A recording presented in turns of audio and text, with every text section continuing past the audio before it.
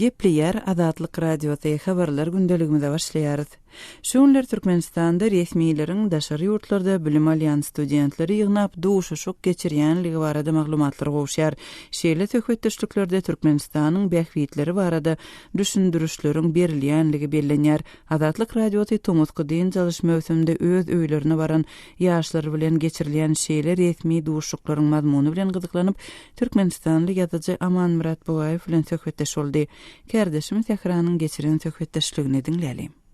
Mənim mojyaly edil şuurlar Türkmenistanyň başyna edip okuyan ýaşlaryň uly toporunyň Türkmenistany Tomuz kanikulny gawatlap dolanan döwri ine urde de inni ikepde çemezi wagt bäri Türkmenistanyny ýurdun başyna okuyan ýaşlar bilen wagt nesihat işleri geçirilýär. Bir wagt nesihat işleri Aşgabat şäheriniň Owkent mihmanhanasynyň goloýunyna ýerleşýän 4-nji orta mekdepde geçirilýär. Gurrundeşlige paýtagtdaky mesgitleriň käbiriniň imamy, döwlet migrasiýa ullugynyň hem-de içeri işler ministrliginiň işgärleri gatnaşýarlar. Şol duşuklara çağırılan studentler gurrunlary mazmuny boýunça 3-4 topara bölýärler. Olar şol birinji orunda durýan gurrun şu mazmuny bolýar diýip aýdýarlar. Ýagny sen garaşdy, bak bir tarap ýurdun raýaty ösçülerden ösçü varyan Bagtyar zamanaly ýurdun sen daşary ýurda gidip okumagyna ruhsat berdi. Şiýaşylygyň gadyryny bilip oku, ýurdun adyny agry getirip oku diýip wagt edýärler. İkinji ornak gurrun bir häzirki wagtda dünýäniň çar künjüne ýaýran idil terrorçuluk hereketi bilen bagly gurrunlar, durrum edýärler, din wekilleri, ýagny imamlar, olar ýaşlary bir terrorçuluk guramasynyň wagt nesihatyna inanmazlyga çagyrýarlar. Onu üçüncü oruna goýýan gurrunlary ýaşlaryň bir migrasiýa gullugynyň hem-de içeri işler ministrliginiň işgärleriniň kanunçylyk hakyndaky edýän gurrunlar diýip aýdýarlar. Bular şu iki daranyň işgäri ýaşlary Türkmenistanyň kabul eden kanunlaryny beýşermekde nokot berja etmäge çagyrýar diýip aýdýarlar. Amanrada şeýle duşuklaryň edil häzirki wagt geçirilmegine esas berýän zat barmy? Ýa-da şoňa meňdeş duşuklar mundan ozalky ýyllarda hem geçirilýärmi? Bundan ozalky ýyllarda ýaşlar ýürüýte bir ýere ýygnap gurrundeşlik geçirilmeýärdi. Elbetde bir enasasynyň adyndan ýa bolmasa başga bir goly dogan arnaşynyň adyndan şeýle öwüt nesihatlar ýaşlara edilýärdi. Ýöne olary hepdäniň şeýle uny ýürüýtläp uly orta mekdepleriň birine ýygnamak bolan birinji ýerek edilýän iş öňki ýyllarda zat ýokdy. Muňa da esas berýän zat ýylyň günelliçe dünýäniň çar künjüne ýaýrap barýarlygy, ýylyň terrorçuluk hereketiniň barha köpelýänligi sebäp bolýan bolsa gerek. Halbuki edil şuň Türkmenistanyň ýyl hereketine goşulan ýaşlar hakynda doly maglumat berilmese de ýylyçynda akmışmyşlara görä Türkmenistanyň şol herekete goşulýan ýaşlar barmyşyn? Ne şolatlaryň öňlenme üçin ýaşlaryň şol terror hereketinden başga durmak üçin edilýän gurrunlar diýip düşünmek gerek. Türkmenistanly ýazyjy Aman Murat Bogaýew bilen geçirilen söhbetdeşligi dinlediňiz. Azatlygy line ulgamynda goşmak 420 773 797 383 telefon belgisi arkaly tapyp bilersiňiz.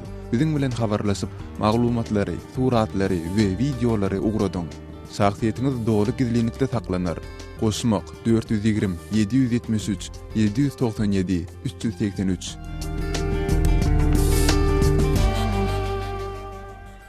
Gepleyer Azatlyk Radiosyny siz habarlar gündeligimizi dinleýärsiňiz.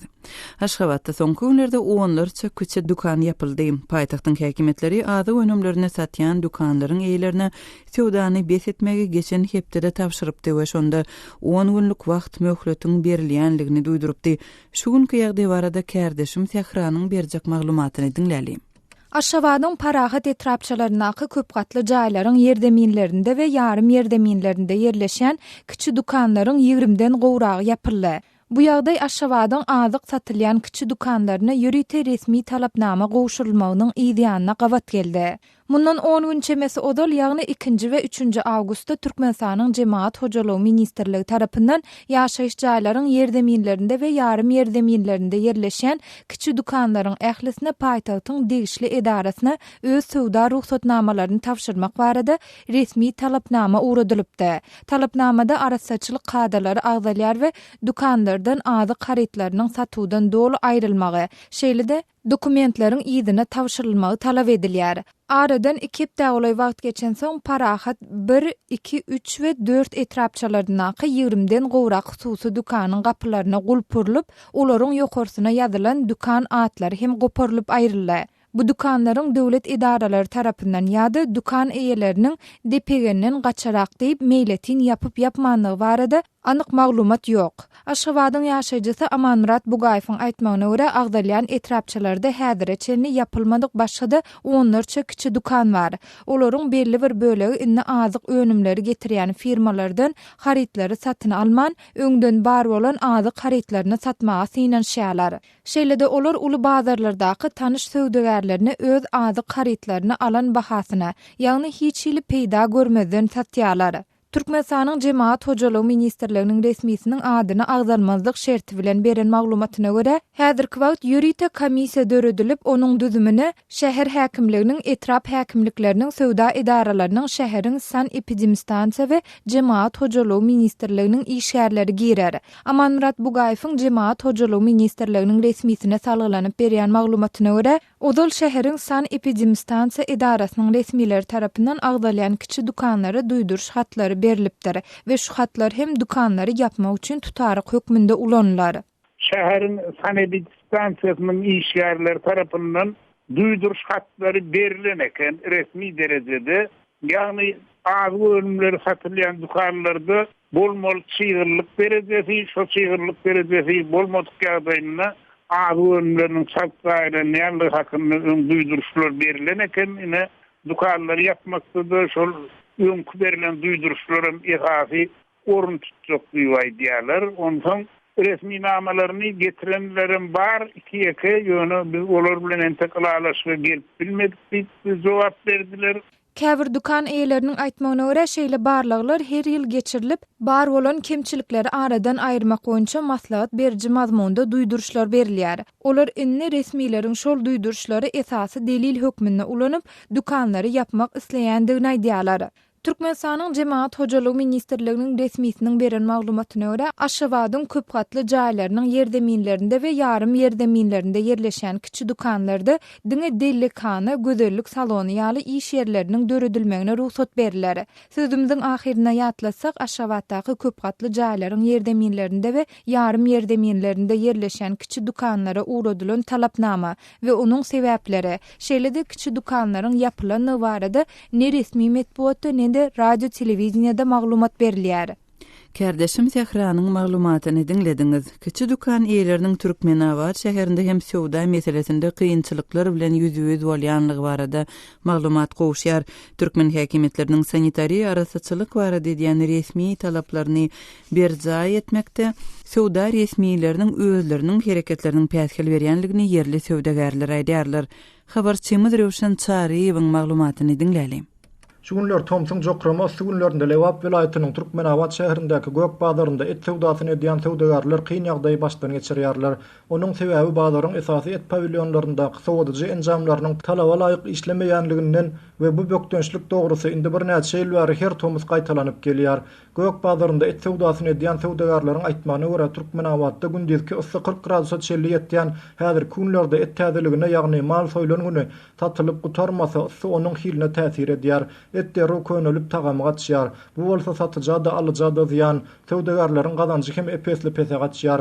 Türkmenawatyň Gök bazaryndaky et pavilyonu şäheriň iň uly et satylýan ýeri diýilip hasaplanylýar.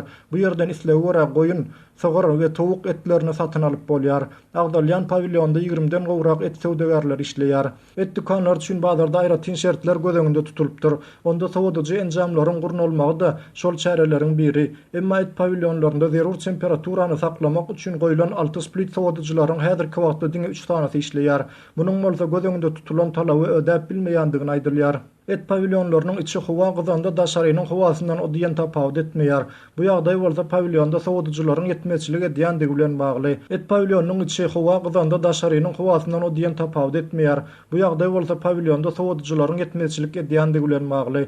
Et satylýan yerleriň sanitar normalaryna görä içi salkyn bolmaly. Biziň işleýän yerimiz bolsa bu talaplara gawat gelmeýär. İçinde bir kedek paltany göterip et çapsaň ýam gara der bolýan. Pavilyonyň içi 40 gradusdan ýokardy diýip 45 ýaşlaryndaky kassap joragly gurrun berýär. Yer gelende bellesek Gökbadardaky et dukanlary bazaryň administrasiýa tarapyndan sowdagarlara kireýine berilýär. Sowdagarlaryň aýtmagyna görä et pavilyonlary bazar administrasiýa tarapyndan sowdadyjylar bilen üçin edilmeli bolsa da bu düzgün berja edilmeýär. Et pavilyonlarda sowdadyjylaryň yetmezçiligi bilen bagly döreýän kynçylyklar bu bazarda ýylyň-ýylyna gaýtalanyp gelýär. Bu barada bazar administrasiýasyna ençemegedek şikayet edilendigine garamazdan ýagdaý öňkülügine galýar diýip et dukançylar gurrun berýärler. 40 ýaşlaryndaky gassap Azamat bu barada şeýle diýär: bazar administrasiýasyna şu mesele boýunça her tomuz ýüz tutýar, ýöne olar her gedegine gurnap bereris diýip wada berýärler. Olaryň wadasynyň netijesi bolmaýar. Şol bir wagtyň özünde de sowdagarlara eýeleýän yerler üçin her aýda tölemeli töleg dolu töledilýär. Biz 3 metr yer üçin her aýda bazara 800 manat töleýäris. 3-4 aýyň girdejitini şu et pavilyonuna sarp etseler, güýçli split kondisionerlaryň ulusundan her kunjaga birini goýup bolýar. Bu diňe 3-4 aýlyk girdejini sarp etmek bilen çözüler diýip 40 ýaşlaryndaky Resul aýdýar. Galy bersedetçiler bazara ilgiderli aýlanyp duran barlagçylaryň üns merkezinde barlagçylar etiň hiline seredýärler, arasatçylyga we dükanyň içiniň temperaturasyna, etiň saklanyş sanitar normalaryna seredýärler. Käwr et sowdagarlarynyň aýtmagyna görä barlagçylar hökümet eýçiligindäki bazar administrasiýasy tarapyndan üns berilmeýänligi zerarly işlemän duran sowdadyjylar bilen odyan gyzyklanmaýarlar. Olaryň jerime bilen gorkuzyp sowdagarlardan et alyp gitmegi adaty urlan ýagdaý diýip et sowdagarlarynyň käwirleri gurrun berýärler. Häzirki wagtda Türkmenawadyň bazarlarynda 1 kilogram uly malyň elin etiniň bahasy 18 manat. Habarçymyz Rewşan Çaryýewiň maglumatyny dinlediňiz. Türkmen ýaşullary 14-nji sentýabrda Aşgabatda geçiriljek ýaşullar maslahatyna gatnaşmak üçin taýýarlyk görýärler. Türkmen resmiýetleri bu maslahatda serediljek meseleleriň biriniň prezidentiň ygtyýarlygynyň artdyrylmagyna ýol açýan täze konstitusiýanyň tasdik edilmelidigini belliýärler. Şol bir wagtda Türkmenistanyň raýatlary türkmen ýaşullaryndan näme garaşýarlar? Habarçymyz Sultan Açylowanyň Balkan welaýatynyň Gumdagy şäherçesinden ogul gözel bilen geçiren söhbetdeşligini dinlälim. Näşe ýaşullar maslahatlary barada senin pikiriň näýelik? Ýaşullar maslahatlary halka peýda getirmeýän bolsa şu gerekmi?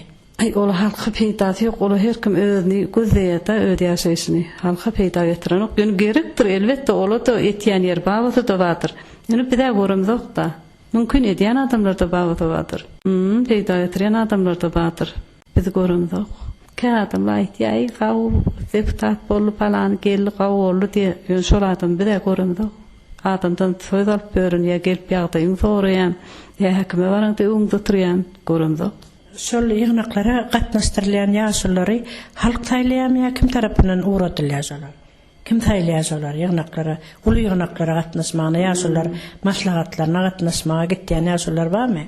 On bilen dok gitýär, istýär, gitdi, geldi diýeli boldy. On kim taýlap ýa kim taýlap bilemok onu. Onu istemdok. Şolar halk bilen duşşanok. Ýok, duşşanok. Şol wagtdan bir öz etramdan bir taýlanýarmy? Deputatlar ýa bolmasa başga etraplardan taýlanýarmy? Bilen okmuşyňlar gyzyklanýar. Odala aýdylýardy, inne aýdylan şuda. Nerden alýarlar adam on bilen dok odatlary. Kandidatın kimdigini ýaşullar häwetde kimin gitýär, kim gelýär, on bilen dok.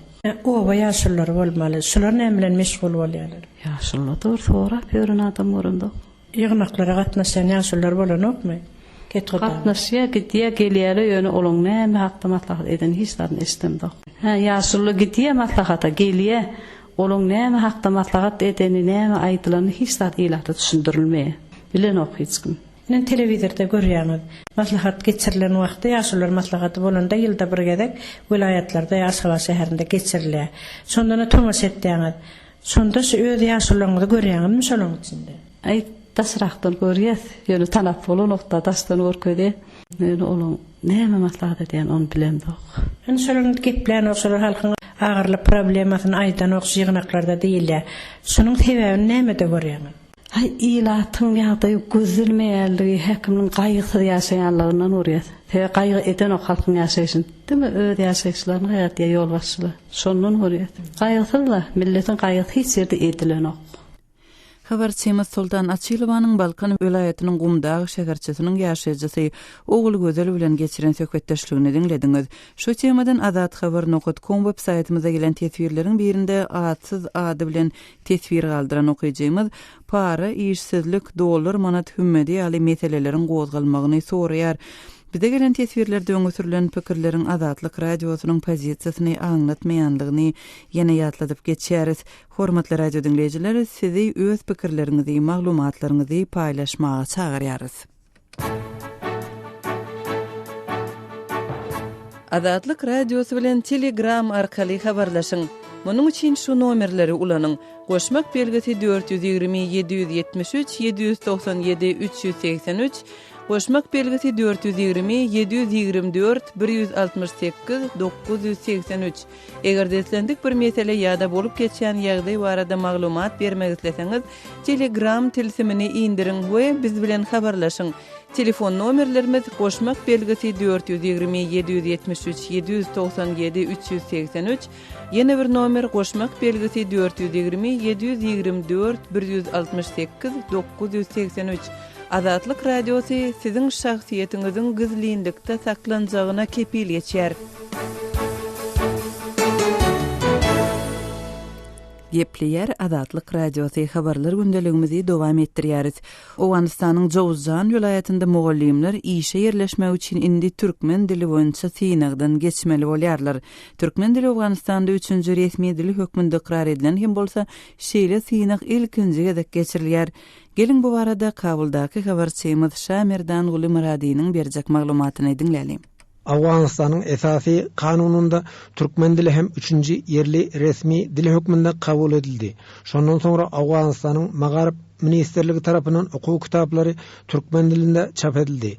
Türkmenleriň gowçun bolup ýaşaýan Demirgazyk Awganystanyň mekdeplerinde okuwçylary türkmen dilinde de tälim berer ýaly mugallimleriň ýeterliligi aýdylýardy. Şonuň üçin Demirgazyk Awganystanyň Jowzjan welaýatynda mugallim bolup işe girmek isleýänlerden ilkinji gedek türkmen dilinde synag alındy. Türkmen dilinde okutmak üçin mugallimler mundan bölek türkmen dilinde synagdan geçmeli bolar. Bu düzgün Awganystanyň taryhynda ilkinji gedek ýola goýuldy. Özbek türkmenleriň köpçülik bolup ýaşaýan Demirgazyk Awganystanyň bölek welaýatlarynda da şeýle çara geçirilýär diýip yerli resmiler umyt bildirýär. Jowzjan welaýatynyň Magaryp idarasynyň müdiri Geldimurat Hanyň Azatlyk radiosyna aýtmagyna görä, Riýasat Maruf Jowzjan tasmim alan Türkmeni başta kadroy Türkmen jawana Türkmen dili hem 3-nji yerli resmi dildir. Şo sebäpden welaýatyň Magaryp idarasy mugallimçylyk wezipesine kandidatlardan Türkmen dilinde synag almak kararyna geldi. Jowzjan welaýatynyň dowlat universitetinde Türkmen dili departamenti bar.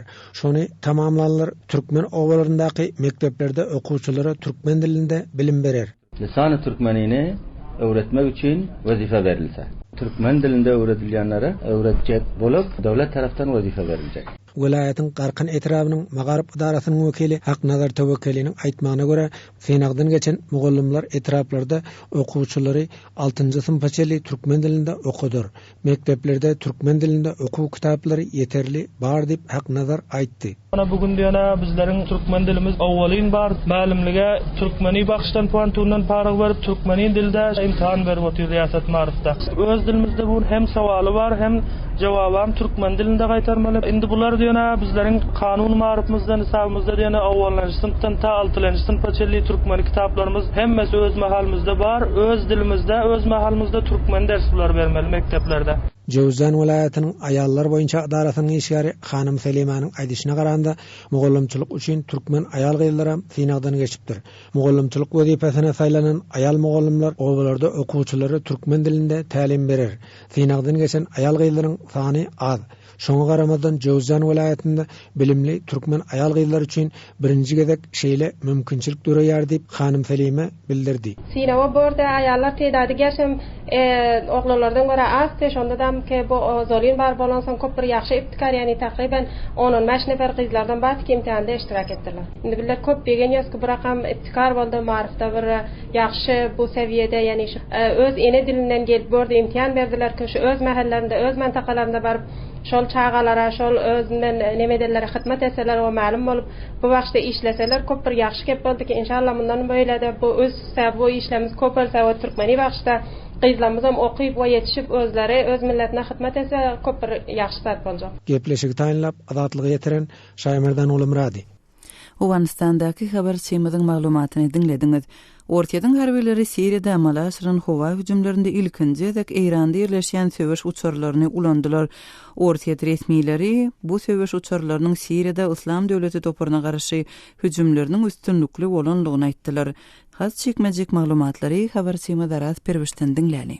Ortaýatyň Gorunmak Ministrligi 16 awgustda urulan zarbalary Iranyň Hamadan hawa meýdanyna ýerleşdirilen Tu-22 M3 we Su-34 kysymly bombalaýjy uçurlaryň amala aşyrandygyny habar berdi.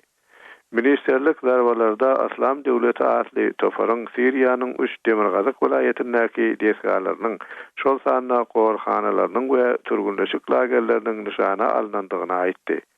Aýdylyşyna görä hüjümler üstünlikle geçipdir. 16 awgustda merkezi New York'ta ýerleşýän hukuk goraýjy topar Human Rights Watch Ortaýat bilen Siriýany birlikde geçirýän harby operasiýalaryna parahat ilatly ýerlerde ýandyryjy ýaraglary ulanýanlykda aýyplady. Korama geçen 6 hepdeniň içinde hawadan taşlanýan ýandyryjy ýaraglaryň adından 18 gezek ulanýandygyny aýtdy. Human Rights Watch himiki yaraglar baradaky konvensiýada durýan ýurtları 29 awgustda Jenewada duşanlaryna bu işi ýadgyrmaga çağırdy. Bu aralykda Ortaýatyň Gorunmak Ministri Sergey Shoygu Moskwa bilen Washingtonyň Siriýanyň gabawdaky şäheri Aleppoda humanitar krizisi ýeňletjek ýalaşyga golaýlap gelýändiklerini aýtdy. Ol 15 awgustda Russiýa 24 telekanalyna beren interwýusynda biz ädim ýalaşyga golaýlap gelýär. Mendiňe Aleppo barada gurlaýar. Bu iş bize bu territoriýa asudalyk getirip adamlaryň öýlerine duranmak üçin birlikde göreşe başlamagymyza mümkinçilik berer diýdi. Şoýgu soňra hem Ortaýatyň wekilleri biziň Amerikan käderlerimiz bilen işçen gepleşikde diýip sözüňizde goşdy. Siriýanyň iň uly şäheri onuň bir wagt ýewda merkezi bolan Aleppo ornaky sewüş ýurtda 6 ýyl bäri dowam edýän grażdanlyk urşunyň özenine urildi.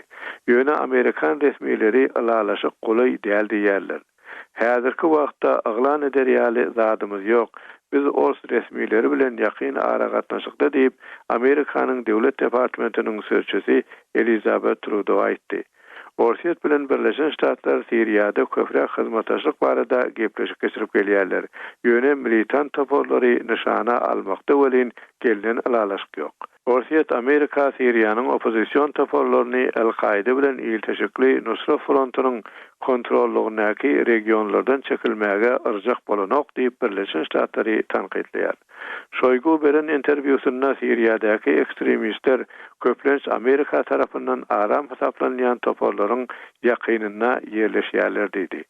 Gazalhaj Guramasynyň Halkara Komitetiniň başlygy Peter Maurer Aleppo oruna barýan sewişi 15 awgustda häzirki döwürde iň weýrançylykly konfliktleriň biri diýip atandyrdy. Habarçymyz Aras Perwişiň maglumatyny dinlediňiz. Şunuň bilen habarlar gündeligimiziň şuňky sanyny jemleýäris. Saatlara kesmeden soň gepleşigimizi ýazgyda dinläp bilersiňiz. Azatlyk radiosynyň efir tolkunlarynda galyň.